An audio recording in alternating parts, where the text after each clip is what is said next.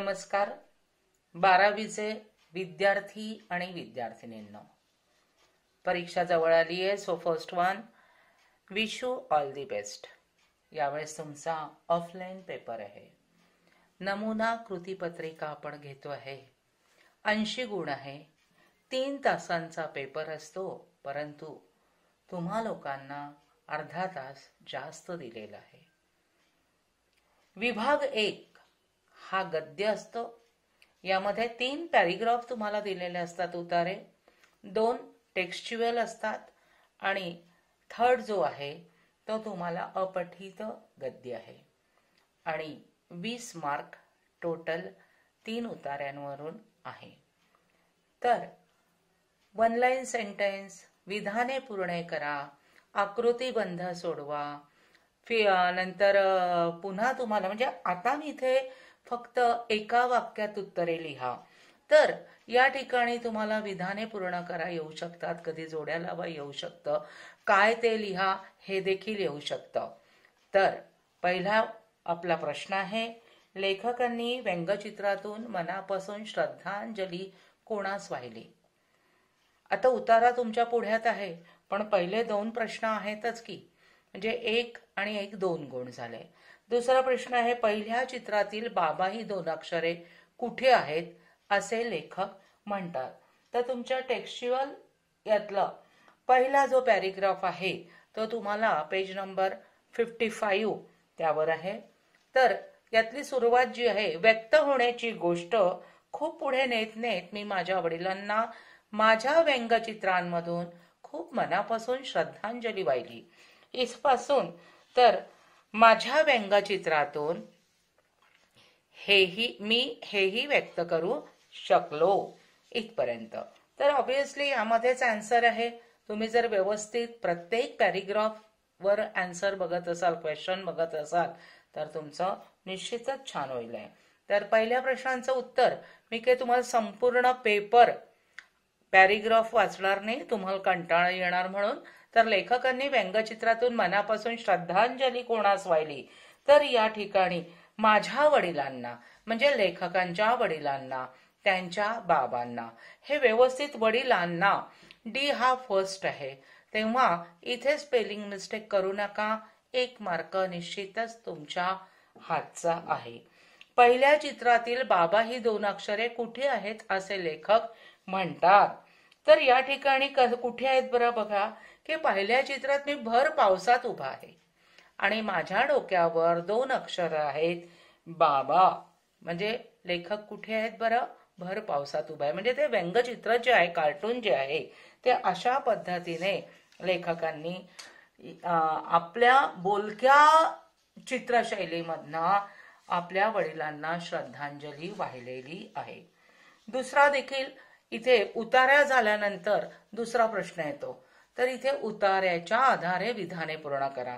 हा सुद्धा 2 मार्कांचा असतो. पहिल्याला 1, दुसऱ्या प्रश्नाला 1. इथे सुद्धा विधाने पूर्ण करा किंवा एका वाक्यात उत्तरे द्या, कारणे लिहा, काय ते लिहा, असे अनेक प्रश्न असतात.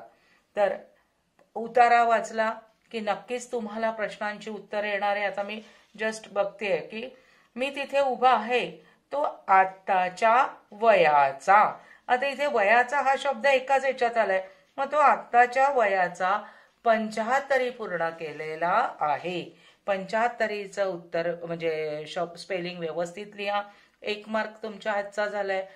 पाऊस बाबा या शब्दांच्या विधान पूर्ण करायचं आहे. फुल म्हणजे आपल्याला त्यातून काय करायचं आहे बरं, की फिलअप लिहायचं आहे. तर पाऊस बाबा या शब्दांच्या दोन्ही बाजूनी पडतो आहे. बघा इथेच आहे की नाही. म्हणजे हे 2 तुमचे 2 आणि 2 4 मार्क्स नक्की तुमच्या हातचे आलेत. त्यानंतर स्वमत आहे. लेखकाने व्यंगचित्रातून वडिलांना वाहिलेली श्रद्धांजली तुमच्या शब्दात लिहा. तुम्हाला धड्याचं नाव माहिती असेल, त्यामध्ये कशाविषयीचं वर्णन केलं आहे, चित्रण केलं आहे ते लिहायचं आहे. लेखकांचं नाव माहिती असेल तर नक्कीच लिहा, डॅश करून सोडू नका. आणि ह्याला सगळ्या मिळून 4 मार्क आहे, म्हणजे झाले 8 मार्क्स. मग आता यामध्ये जर स्पेलिंग मिस्टेक झाले तर 4 पैकी 3 मार्क निश्चितच मिळतात. म्हणजे एका पॅरावर तुम्हाला 7 ते 6 मार्क मिळू शकतात. दुसरा बघा, दुसरा जो प्रश्न आहे उतारा आ, हा जो प्रश्न आहे हा आ प्रश्न आहे तो कशासाठी आहे बरं, की सेकंड क्वेश्चन पुन्हा उतार्यानुसार उत्तरे लिहा. याला देखील 8 मार्क आहे. First means 2 questions, then para, and then 1 question. Second question means 2 marks, and last one स्वमत. प्रकाश पसरू लागतो तशी सकाळ होऊ लागते आणि मग दिसतं. इथे सुद्धा की वाफे तर कोरडेच आहे. आता तुम्ही म्हणाल कुठून सांगितलं, तर समोरच उतारा आहे. उतारा एकदा जरी वाचला तरी लक्षात येणार आहे, पण वाचत बसू नका, पटापट आन्सर लिहायला बघा. बघा, प्रकाश पसरू लागतो तशी सकाळ होऊ लागते आणि मग दिसतं की वाफे तर कोरडेच आहेत. मग हे व्यवस्थित लिहिल्यावर 1 मार्क मिळणार आहे. पाण्याच्या थेंबांचा स्पर्श झाल्यावर अनोखं दृश्य अनुभवण्याजोग. तिथे देखील काय आहे की फिलअप दिलेली आहे, म्हणजे विधान पूर्ण करायचं आहे. तर कोणतं दृश्य दिसतं बरं, की पानं कशी तरारतात. तर हे झाले 2 क्वेश्चन. मग येतो उतारा. उतारा संपूर्ण वाचणार नाही आहे. हा तुम्हाला पेज नंबर 37 वर पाहायला मिळेल आहे. तर तो बघा. पुढचा जो हा संपूर्ण प्यारा इथपर्यंत आहे की तुकारामांनी काय म्हटलेलं आहे, की त्यांच्या अभंगातून खरोखरच वृक्षवल्ली आम्हा सोयरी वनचरी. तर हे जे आहे ते का म्हटलं आहे हे स्वमतामध्ये येतं. पण पहिले 2 क्वेश्चन झाल्यानंतर कृती करा. मग यामध्ये मी काय दिलेलं आहे, मोगऱ्याला पाणी घालायचे राहून गेल्यानंतर मोगऱ्याची कृती. एक तर इथे तुम्हाला स्क्वेअर दिल्या राहिले. इथे एका स्क्वेअर मध्ये एक आन्सर, दुसऱ्या स्क्वेअर मध्ये दुसरं, तिसरं, चौथं असे असतील. पण इथे आपल्याला 2 लिहायचे आहेत. तर उतारा वाचायचा आहे की मोगऱ्याची कृती, तो रुजतो काय, त्यानंतर तो कोमेजू काय लागतो, तर ह्या कृती त्याच्या आपल्याला लिहायच्या आहे. आणि पुढे लेखक कोणकोणत्या झाडांच्या कुंड्यांना पाणी देऊ लागतात. आता अनेक कुंडे आहेत, मग आपल्याला फक्त 2च नावं त्यांची लिहायची आहेत. झाडांची 2 नावे आपल्याला फक्त लिहायची आहेत. आणि ते 2 नावे कोणती असतील बरं, हे बघा. गुलमोहर झालं, चाफा झाला, जक्रांडा झालं, सायलीचे आणि बोगनवेल झाली. तर ही सगळी नावं, आता इतकी 4 नावं लिहिणं आपल्याला कठीण जाणार आहे. किंवा आपल्याला फक्त 1च मार्क आहे, म्हणजे अर्धा आणि अर्धा, म्हणून फक्त 2 झाडांची नावे तेवढी लिहायची आहे. मग आता हाही 1 मार्क झालाय. मग आता हा आहे 4 गुणांचा. तर संत तुकाराम महाराज यांनी वृक्षवल्लींना सोयरी असे म्हटले आहे. यामागील तुम्हाला समजलेली कारणे लिहा. तर अतिशय बोलकी भाषा आहे लेखकांची. त्या वेळात तुम्ही तो लेसन समजून घ्या, त्याची समरी लक्षात घ्या आणि पटकन त्याचा आन्सर तुम्ही लिहू शकणार आहे. लास्ट पॅरा आहे हा लेसनचा. नंतर ई क्वेश्चन जो आहे, ई क्वेश्चन हा अपठित उतारा आहे. तर त्याची वैशिष्ट्य लिहायची आहे. मग आता वैशिष्ट्यामध्ये विद्वत्तेची वैशिष्ट्ये 1, 2, 3, 4 म्हणजे फर्स्ट 2 याला हाफ मार्क्स आणि नाही 2 मार्क आहे. म्हणजे 1, 2, 3, 4 म्हणजे प्रत्येकाला half half half half half म्हणजे 2 झाले. मग उतारा दिलेला आहे तुम्हाला. विद्वत्ता कोणाकडे असो ती क्षणात मिळवता येणारी बाब नाही. तर हा काही लेसन मध्ये नाहीये, अपठित आहे. तेव्हा मला असं वाटतं की मी वाचून दाखवते. ज्याप्रमाणे झाडाची मुळे एकदम खोल खोल जाऊ शकत नाही, त्यासाठी महिने वर्ष लागतात. परंतु जेवढे खोल मुळे असतात तेवढा त्या झाडाचा पाया भक्कम असतो. पुढचा जो प्रश्न मी तुम्हाला दिलेला आहे की खालील घटनेचा किंवा कृतीचा परिणाम लिहा. घटना किंवा कृती आणि परिणाम. तर झाडाची मुळे खोल जाणे, तर इथे काय येणार आहे आन्सर, खोल मुळे असतात तेवढा या झाडाचा पाया भक्कम असतो. हे इथे तुम्हाला लिहायचं आहे. दुसऱ्या याच्यात सुद्धा तुम्हाला तसंच आन्सर इथनं शोधून काढायचं आहे.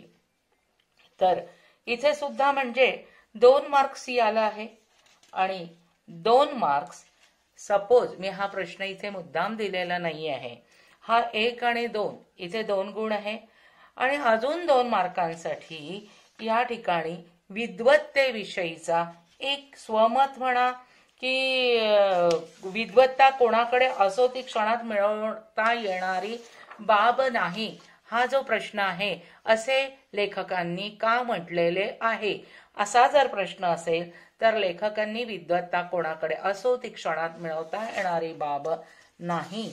ज्याप्रमाणे झाडांची मुळे एकदम खोल जाऊ शकत नाही, तर ह्यामधले तुम्हाला काय करायचं आहे, त्या प्रश्नाला अनुसरून उत्तर मिळवायचं आहे. म्हणजे त्याला 2 मार्क्स झाले, म्हणजे टोटल 4 मार्क्स तुमच्या ई उतारा जो आहे त्याच्यासाठी मिळणार आहे.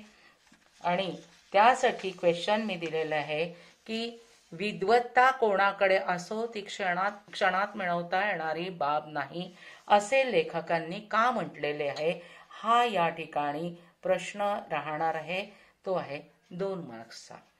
तर आपला 1, 2, 3 असे उतारे झालेले आहे गद्यामधले. आता दुसरा विभाग जो आहे तुमचा तो आहे पद्य विभाग. कुठला आहे बरं? पद्य विभाग, की ज्याची नेहमीच तुम्हाला भीती वाटत असते, पण भीती वाटण्यासारखं काहीही कारण नसतं. हल्ली कविता सगळ्या समोर असतात आणि त्यानंतर तुम्हाला ते लिहिणं सुद्धा फार सोयीचं झालेलं आहे. तर इथे मी आरशातील स्त्री, माझे व्हिडिओ तुम्ही बघा, त्यामध्ये आरशातील स्त्रीचे प्रत्येक काव्यपंक्तीचं एक्सप्लेनेशन मी केलेलं आहे.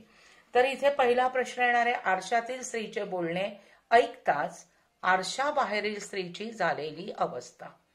मग यामध्ये सगळं तुम्हाला दिलेलंच आहे की तिचं ऐकताच ती कशी हिंकळते, हो ना. आणि नंतर आरशातील स्त्री आरशाबाहेरील स्त्रीला आसू कुठे सोडून देणे, आसू म्हणजे अश्रू, कुठे सोडून दे म्हणून सांगते बरं, की शेजारच्या तळ्यात सोडून दे. इथे पूर्ण लिहायची गरज नाही, ही काव्यपंक्ती आहे. नि पदराखाली झाकतेस देहामधल्या असह्य कळा. आता तिचे हा सेकंड पॅरेग्राफ येतो इथे.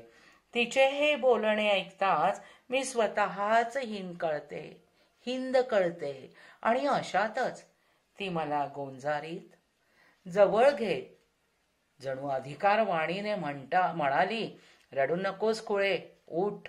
हाय पण इथे म्हणजे जिथे मी आरो केले आहे त्यापासून सेकंड पॅरा होतात. उठ आणि डोळ्यातले हे आसू सोडून दे. कुठे बरं? शेजारच्या तळ्यात.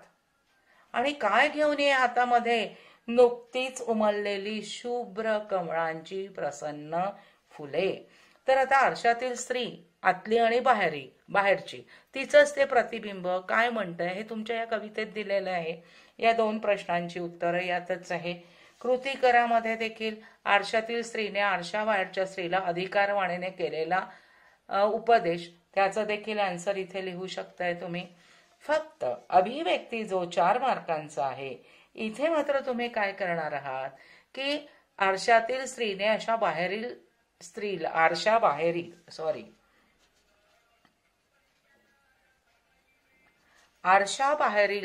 कसे समजावले. तर या आरशातील स्त्री या कवितेमध्ये कवयित्रीचं नाव तुम्हाला माहिती असेल तर लिहा. कवयित्रीने म्हणजे जी अगदी आपल्या संसारात गुरफटून गेलेली आहे अशा स्त्रीला, म्हणजे ती बाहेरची आहे आणि ती जेव्हा स्वतः आरसा बघायला जाते तेव्हा त्यातली तिला कशा आठवणी सांगते. आणि त्याचप्रमाणे ही जी काव्यपंक्ती आहे या काव्यपंक्तीतून इथे तुम्ही आन्सर लिहू शकता. सो इथे पुन्हा 4 मार्क्स तुम्हाला येऊ शकतात आणि 4 पैकी 3 किंवा 3.5 सुद्धा 3.5 मार्क्स सुद्धा मिळू शकतात. तेव्हा कविता कठीण आहे हे विसरून जायचं आहे. नंतर खालील ओळींचा सरळ अर्थ लिहा. आता सरी वाफ्यात कांद लाविते. आता हे कांद लाविते बाई लाविते नाही, कांद ग जीव लावते बाई लावते. आता हा सरळ अर्थ लिहायचा, याच्यात ना कवीचं नाव लिहायचंय ना कवयित्रीचं नाही लिहायचंय. मग शेवटी काय लिहायचं आहे तर सरळ अर्थ लिहिल्यावर यामध्ये कष्ट करील स्त्रीचे वर्णन केलेले आहे एवढं लिहायचं. किंवा कोणत्या काळी कळेना मी जगाया, कोणत्या काळी कळेना मी जगाया लागलो, अन कुठे आयुष्य गेले कापुनी माझा गळा. सुरेश भटांची काव्य आहे हे, या कविता आहे. इथे सुद्धा 2 पॅरा आहेत पण एकत्र आलेले आहेत. तर इथे त्यांनी कशा पद्धतीने कवितेमध्ये काय वर्णन केलेलं आहे या पद्धतीने सरळ अर्थ लिहायचा आहे. पुढे तुम्हाला 4 मार्कांचं इथे सुद्धा किंवा आहे, म्हणजे या ठिकाणी सरळ अर्थ 4 मार्कांचा आहे. याला सुद्धा ऑप्शन दिलेलं आहे, एक तर ही लिहा किंवा ही लिहा, जे 4 मार्क्स झालेले आहे. त्यामध्ये आता वास्तव परिस्थिती सुद्धा तुम्ही त्यात थोडंसं ऍड करू शकता, थोडं, खूप नव्हे. खालील ओळींचे रसग्रहण करा. इथे विंचू चावला काम क्रोध विंचू चावला, तम घाम अंगासी आला, पंच प्राण व्याकुळ झाला, त्याने माझा प्राण चालिला, सर्वांगाचा दाह झाला. हे जे आहे इथे रसग्रहण करायचं आहे. काव्य सौंदर्य पण आहे. तर रसग्रहण करायचं म्हटलं की टेन्शन येतं. तर रसग्रहण म्हणजे काय, तर साध संदर्भासहित स्पष्टीकरण करा. हा पहिला प्रश्न राहायचा. तुम्हा मुलांना तो माहिती नसेल, पण बऱ्याच वर्षापासून संदर्भासहित स्पष्टीकरण जे आहे, तर संदर्भ म्हणजे काय होतं बरं, प्रस्तावना, मग त्यातलं एक्सप्लेनेशन आणि वैशिष्ट्य शेवटी होतं.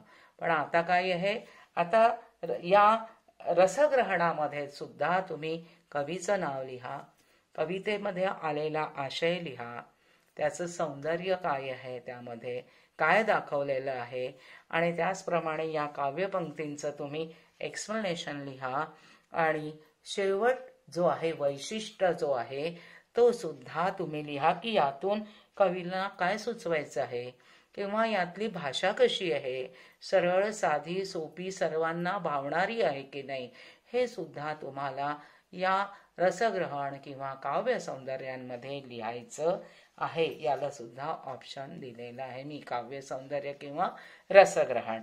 तर 4 पैकी, कारण स्पेलिंग चुकतात, त्यामुळे 4 पैकी 3 किंवा 2.5 हा मार्क नक्की मिळतो. पण हे 8 आणि 8 16 पहिल्या याचा संपूर्ण कविता, तर हे मार्क्स हातचे जाऊ द्यायचे नाही आणि अजिबात घाबरायचं नाही. परीक्षा काय, कसलीही काय परीक्षा म्हटलंय की लहानपणापासून आपल्याला भीती, तुम्हाला काय आणि मला काय. सो तिसरा विभाग जो आहे तो साहित्य प्रकार. हा सुद्धा तुमच्याच टेक्स्च्युअल मध्ये आहे, की कथेच्या माध्यमातून काय रुजवता येतात. यामध्ये सुद्धा कथेमुळे सुसंस्कार होतात. तर यामधलं जे है, ये पैरा में से जो है वही क्वेश्चन 1 लाइन में पूछे हुए हैं, यानी 2 मार्क्स का 1 लाइन क्वेश्चन एंड 4 मार्क्स का उस क्वेश्चन है बड़ा वाला. तो सुनो, देखो, कथेच्या माध्यमातून काय रुजवता येतात. तर फर्स्ट वन यालाच आहे की मूल्य विचार रुजवता येतात. नेक्स्ट, कथा वाङ्मयात जागोजागी काय आढळून येतात.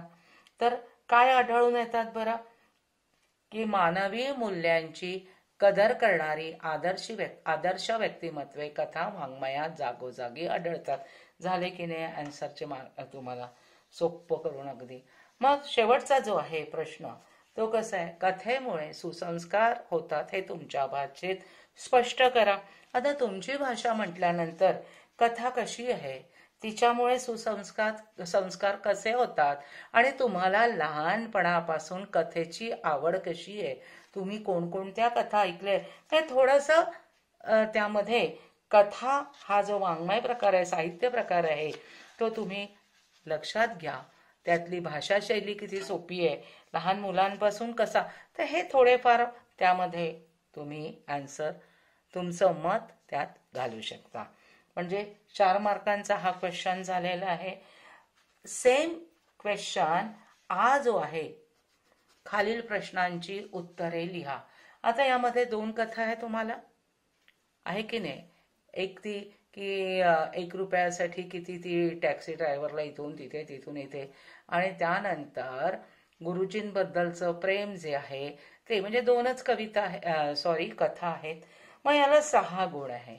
मग 6 कसे, की एक कविता जरी तुम्ही एक कथा जरी तुम्ही परफेक्ट केलेली असेल 2 पैकी, कारण कथा हा साहित्य प्रकारावर एक क्वेश्चन 4 मार्कांचा आणि हे आलेलं आहे 6, टोटल 4च आहे, 12 नाही आहेत. कथेवर 10 मार्कांचा प्रश्न आहे. हे 2 पहिले आणि हाही 2, म्हणजे हे झाले 4. बरोबर, याला सुद्धा 2 गुण आहेत. आणि हा आहे 6 मार्कांचा. मग यामध्ये पहिली कथा आहे त्यावर 2 क्वेश्चन विचारले, दुसरी जी आहे त्यावरही 2 प्रश्न विचारलेले आहेत. तर एक जरी कथा तुम्ही परफेक्ट केली तरी तुम्हाला त्याचं आन्सर येऊ शकतं. हे तुम्ही समजून घ्यायचंय, त्याचा उतारा येणार नाही आहे. तेव्हा ही गोष्ट रूपी तुम्ही लक्षात करून घ्या. समरी करा, जसे तुम्ही पिक्चर बघता आणि त्याची शॉर्ट समरी तुम्ही लोकांपर्यंत पोहोचवता. काय 3 तास पिक्चर दाखवता काय मुलांना, तुमच्या मित्रांना? नाही. 3 तास तुम्ही सांगत नाही. एखाद्या वेळेस आठवलं की एकदम खुदकन अरे उसमें वैसा वैसा था, ती ठीक आहे. पण जी समरी आपण शॉर्टमध्ये सांगतो तीच या कथेच्या नुसार काय विचारलेले ते पॉइंट्स लक्षात घेऊन लिहायचं आहे. पुढे तुम्हाला पुन्हा एक येतो विभाग 4, उपयोजित मराठी. आता यामध्ये काय असेल बरं? यामध्ये माहिती पत्रक आहे, अहवाल आहे, मुलाखतीची पूर्वतयारी आहे आणि वृत्तलेखनाचं वैशिष्ट्य आहे. म्हणजे आता तुम्ही 9वी 10वी 11वी यांना मला वाटतं पेपर दिलेले नसतील, पण तरी तुम्हाला माहिती, मुलाखत घ्या बरं कोणाची, इंटरव्ह्यूज वगैरे, न्यूज आहेत, हो की नाही? तर असे प्रश्न असतात. तर हे सुद्धा तुम्हाला टेक्स्च्युअलच क्वेश्चन विचारण्यात येतात. तर या ठिकाणी थोडक्यात उत्तर लिहायचंय फक्त 2 यावर. मग माहिती पत्रक म्हणजे काय ते उदाहरण सांगा, म्हणजे उदाहरण द्यायचंय. अहवालाचं स्वरूप स्पष्ट करायचंय. मुलाखतीची पूर्वतयारी कशी करावी, वृत्तलेखकाची वैशिष्ट्ये लिहा. तर हे पॉइंट्स जे आहेत ना सगळे, हे सगळे तुमच्या टेक्स्टमध्ये आहे. ते वाचा आणि त्यानुसार तुम्ही पेपर सोडवायचा आहे. मार्क्स ये मुझे आया नाही असं म्हणायचं नाही, आयाच म्हणून लिहायचं. खालील प्रश्नाचे उत्तर मुद्द्यावरून लिहा. तोच प्रश्न आहे आ मध्ये. कोणतेही 2, पुन्हा जसं आपण कथेवर 2 केलं तसं या ठिकाणी सुद्धा मुलाखत घेणाऱ्यांनी, म्हणजे मी काय केलंय बरं, हे मुद्दे दिले, पॉइंट्स दिलेले आहे आणि एक तर हे पूर्ण 5 पॉइंट्स तुम्ही पूर्ण करा. 2 म्हटल्यावर एका प्रश्नाला 3, एका प्रश्नाला 3, आणि इथेही 3, इथेही 3. तर यामध्ये 3-3 मार्क. फक्त काय आहे, आर आहे, ओनली 2 लिहायचे आहेत. तर मुलाखत घेणाऱ्यांनी जाणीव ठेवून प्रश्न विचारावेत. म्हणजे जो इंटरव्ह्यू द्यायला आलेला आहे त्याच्या वर्मावर बोट ठेवायचं नाहीये. त्याला काही गोष्टी बोलण्याची मुभा दिली पाहिजे, स्वातंत्र्य अबाधित ठेवलं पाहिजे. मुलाखत घेताना ती बोर व्हायला नको. दोघांचेही प्रतिसाद त्यावर असले पाहिजे. वातावरण निर्मिती हसत खेळत वातावरण असलं पाहिजे. मुलाखतीच्या वेळ घेण्यासारखे महत्वाचे की म्हणजे त्याला रट्टाळपणा नसावा आणि कोणत्या गोष्टीचे पालन किंवा मुलाखतीत रंग भरावे. तर पालन कसलं केलं पाहिजे की तो हर्ट व्हायला नको किंवा त्याची अगदी त्याच्या हृदयाला वर्माला बोट ठेवल्यासारख्या त्याच्या मुलाखत घ्यायला नको. तर हा मुलाखतीचे मुद्दे जे आहे ते तुम्हाला भरायचे. हाही एक प्रश्न आहे तुमच्या पुढे, तर हाही तुम्ही लिहू शकता.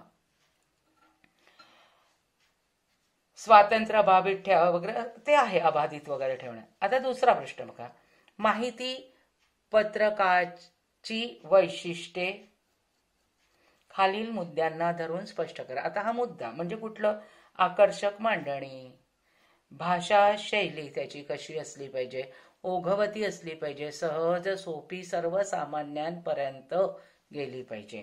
तिसरा प्रश्न आहे, बातमी आणि वृत्तलेख यातील फरक स्पष्ट करा. बातमी कशाला म्हणायचं आणि वृत्तांत लेख कशाला म्हणायचं. अहवाल लेखनाची वैशिष्ट्ये खालील मुद्द्यांना अनुसरून स्पष्ट करा. तर हा अनुसरून कशाला करायचंय, वस्तुनिष्ठता आणि सुस्पष्टता आणि शब्द मर्यादा. नाही तर भापट पसारा आपला करतच बसायचा असा नाही. म्हणजे 10 गुण कशाला झाले बरं, कथेवर झाले, 10 गुण आपलं माहितीपत्रक वगैरे या सगळ्यांना झालं आणि 10 गुणांचं व्याकरण तुमच्या पुढ्यात आलेलं आहे. कंसातील सूचनेप्रमाणे वाक्य रूपांतर करा. सकाळी फिरणे आरोग्यास हितकारक आहे. नकारार्थी करायचे, अपायकारक नाही. म्हणजे हे हितकारक अपायकारक आहेच्या ठिकाणी नाही, अर्थ बदलता कामा नाही. बापरे केवढी उंच आहे इमारत, विधानार्थी वाक्य करायचं आहे. आणि सगळे टेक्स्च्युअल क्वेश्चन्स आहेत. तुम्हाला मी म्हणते की 80% तुम्हाला टेक्स्च्युअल क्वेश्चन येतात, तर लक्षात घ्यायचंय. नंतर अधोरेखित शब्दांमध्ये दडलेले 2 शब्द ओळखून चौकटी पूर्ण करा. 1 मार्क आहे. मग आता सैनिक सीमेवर पहारा करताना प्रतिक्षण सतर्क असतात. मग आता आपल्याला काय करायचंय, 2 शब्द प्रति आणि क्षण, प्रत्येक क्षण. खालील शब्दांचा विग्रह दिलेला आहे. सामासिक शब्द लिहा. 6 मासांचा समूह, षण्मास. खालील वाक्यातील प्रयोग ओळखा. तबेल्यातून व्रात्य घोडा म्हणजे नाटी अचानक फरार झाला. काय असेल बरं, कर्तरी प्रयोग, कारण घोडी म्हटलं की चूक झालं ना, लगेच झाली म्हणून. खालील वाक्यात बांधणे या क्रियापदाचे योग्य रूप लिहा. श्रीधर पंतांनी बैलांना बांधले. बांधणे होईल काही ते नाही. खालील उदाहरणाचे निरीक्षण करा व कृती सोडवा. आहे ताजमहाल एक जगती तो तोच त्याच्या परी. म्हणजे उपमेय आणि उपमान काय आहे हे तुम्ही लिहायचं आहे. खालील उदाहरणाचे निरीक्षण करून आशय असंभवताच म्हणजे यातला आशय आपल्याला पाहायचा आहे आणि अलंकाराचे नाव पण लिहायचे आहे. जो अंबरी उफळता खूर लागलाय, अंबर म्हणजे आकाशात, तो चंद्रमा निज तनुवरी डागला आहे. म्हणजे ही काय आहे, अतिशयोक्ती अलंकार आहे की म्हणजे याचा जो अंबरी उफाळता खूर लाग म्हणजे चंद्रावर जो डाग आहे ना, हा याच्या घोड्यांच्या टापांच्या नुसारच आहे हे तुम्ही एक्सप्लेन. आणि चंद्रावरच निज तनुवरी डागला आहे. निज म्हणजे स्वतः. आता इथे खालील वाक्प्रचारांचा अर्थ लिहून वाक्यात उपयोग करा. याला 2 आहे. मग आता 2 गुण आहे. अंगावर काटा येणे, अतिशय भीती वाटणे. मग आता तुम्ही सहज लिहू शकता. एक तर तुमचा अभ्यास झालेला नसतो, अचानक कोणी आलं तर अंगावर काटाच उभा राहतो. तुम्ही काहीतरी मित्रांसोबत गप्पा गोष्टी करताय आणि बाबा जर तुमच्या ऑफिसमधून आले पप्पा, तर एकदम अंगावर काटा, कारण होमवर्क नाही ना, त्यांनी सांगितलं होतं. नंतर साखर झोपेत असणे, अगदी छान सुंदर गाढ झोपेत स्वप्न पाहण्यात रंगून गेलेले आहात, तर त्याचे वाक्य तुम्ही तयार करू शकता. खाली दिलेले वाक्य शुद्ध करून लिहा. परमेश्वराशी तन्मय होऊन एक क्षणभर तरी संसाराचा विसर पडू दे. आता इथे तुम्हाला सहज क्षणभर, मग इथे मोठा न येणार, बाणाचा न, आणि तरीचा री कसा येणार, सेकंड येणार. म्हणजे हे 2च शब्द, म्हणजे हे वाक्य जर दिलं असेल तर तुम्हाला त्यातला वाक्य जे आहे, जे शब्द आहे अशुद्ध, ते शुद्ध करून लिहायचे. 1 गुण आहे. म्हणजे हे 10 झालेले आहे. 10 10 10 10 असे टोटल 80 होतात. आहे पुढे निबंध येतो आहे 10 मार्कांचा. तर हे 80 गुणांपैकी 50 ते 60 मार्क तर नक्कीच तुम्ही मिळवू शकता. त्याच्यापेक्षा जास्तही मिळवू शकता. खालील कोणताही एक निबंध लिहायचा आहे. माझा आवडता नेता. यामध्ये काय आहे, तुम्हाला त्या नेत्याविषयी संपूर्ण इत्तंभूत माहिती पाहिजे. जन्म काय, त्यांचे हॉबीज काय वगैरे. पहिला पाऊस म्हटलं की हा तुमचा तुम्ही लिहायचा आहे, म्हणजे वर्णन तुम्ही तुमचं लिहायचंय. त्यामुळे एकतर हा अशा वर्णनात्मक निबंध लिहा. कलावंत संपावर गेले तर, आताची सुद्धा परिस्थिती कोरोनाच्या काळातली तुम्ही या कलावंतांच्या नुसार लिहू शकता, कारण चित्रपटगृह बंद आहेत. नंतर कलाकारच नसते तर वगैरे, तर त्यामध्ये आपण बघा पहिल्या सुरुवातीचे काही महिने आपण रामायण महाभारत असं सगळं बघितलं, तुम्ही पण बघितलं असणार. म्हणजे आपण त्यामध्ये, कारण त्या कलाकारांनी त्यामध्ये प्राण ओतलेले होते. आपण अक्षरशः क्षणात रडात काय होतो लवकुश गाणं म्हणतोय वगैरे. म्हणजे कलावंत संपावर गेले तर ही आपल्याला इमॅजिनेशन जे आहे हे आपण करू शकत नाही, कारण आपण हे प्रत्यक्ष अनुभवलेलं आहे. नंतर माझी आई, माझ्या आईचंही वर्णन तुम्ही म्हणजे तुमच्या आईचं वर्णन तुम्ही नक्कीच करू शकणार, कारण ती आम्हाला दूध कसं देणार, आम्हाला उठवणार कधी, तिने उठवलं नाही म्हणून आम्ही क्लासला, म्हणजे सगळं आई कशी आहे आपली यानुसार. आणि संगणक आपला मित्र हा तर आता अगदी वैचारिकच झालेला आहे निबंध विचारांती. तर मग तुम्ही हा पहिले संगणकाला आत्ता या 2 वर्षापूर्वी 3 वर्षापूर्वी हातात जरी मोबाईल घेतला तुम्ही किंवा काय, तर पहिले सगळे घरातले मोठे ओरडायचे. पण आता मोबाईल शिवाय होणार नाही, संगणकाशिवाय होत नाहीये ऑनलाईन असल्यामुळे. तर विद्यार्थी मित्रांनो, हे पेपर पॅटर्न तुम्हाला मी सांगितलेलं आहे, कसं सोडवायचं काय, हेही थोड्याशा हिंट्स दिलेले आहे. सो लाईक करा, सबस्क्राईब करा. Wish you all the best.